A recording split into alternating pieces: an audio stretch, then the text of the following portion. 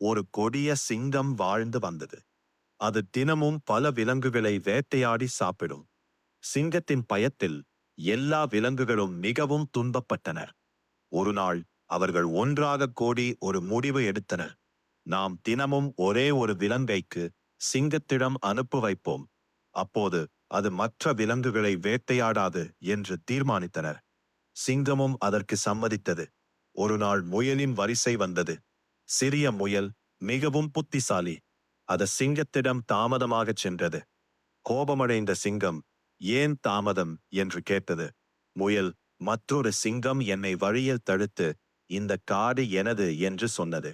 அதை கேட்ட சிங்கம் மிகவும் கோபமடைந்தது. அந்த சிங்கம் எங்கே இருக்கிறது என்று கேட்டது. முயல் அதை ஒரு கிணற்றின் நெருக்கே அழைத்துச் சென்றது.